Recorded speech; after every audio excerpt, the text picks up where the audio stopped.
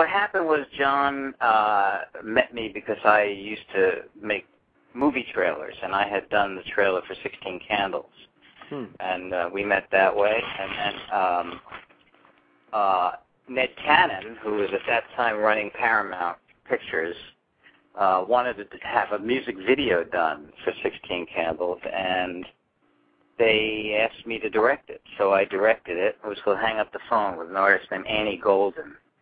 And they liked it, and between that and my relationship with John, having done 16 Candles trailer and then working on the Breakfast Club trailer, and our kind of connecting just on the level of two guys liking each other, was kind of the beginning of a relationship, and that's how we got to do Pretty in Pink. Yeah, and speaking of how you connected in terms of similar interests and personalities, tell me about his personality. What was he like?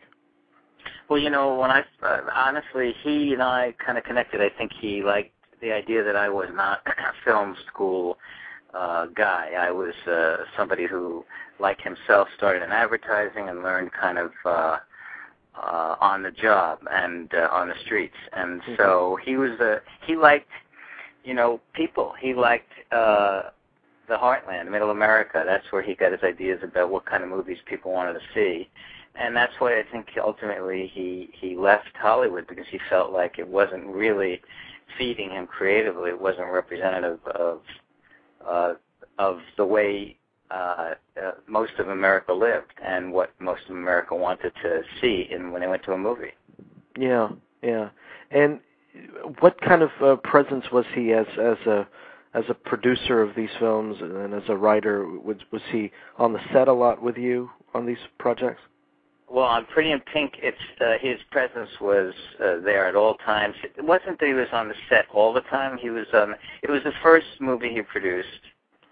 So, and he did have a strong entrepreneurial side, John, which most people didn't really know. And he had a big vision about that, and he wanted to produce a lot of movies. And this was the first, so he was really hands-on in the sense that he was aware of everything, and at the same time, not overwhelming in terms of intimidation. He supported me at every step of the way as a producer, not just a writer. And so I felt I was really blessed and fortunate to have him give me my break and give me that movie, because you know, I was protected the whole way. Yeah. Tell me about his writing, because he was very prolific. My understanding is he loved writing, and he wrote very fast. Yeah, he was the fastest writer I've ever seen, or sent before or since. And just as an anecdote, I mean, one night he was writing he was supposed to do rewrites on a movie we did called Some Kind of Wonderful, and we started like at 11 at night in his office.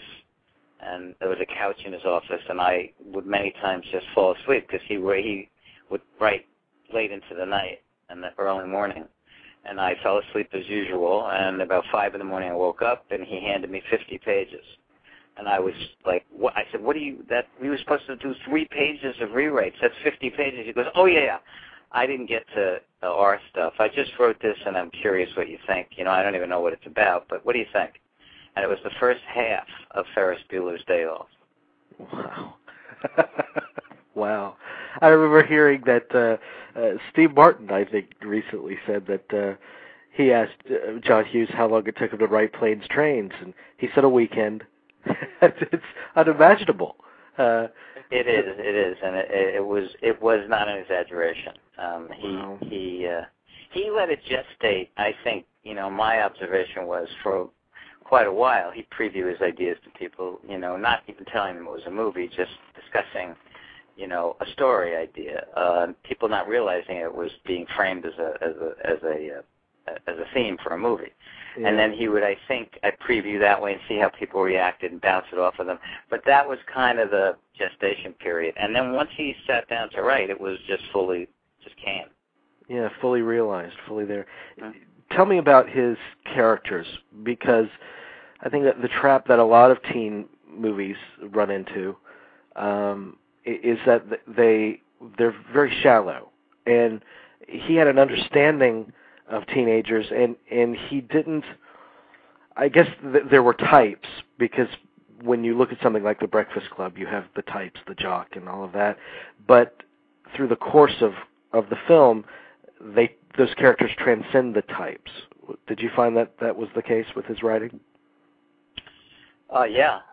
For me, the characters that he wrote were slivers and slices of himself, and so there was no manufacturing process. It was a sense of humanity, real people, and they were related to by audiences, I think, because of that. People said, "Hey, that's like my uncle," or "That I know that person," because the behavior had a sense of truth to it that only could be done if it was coming from a reality.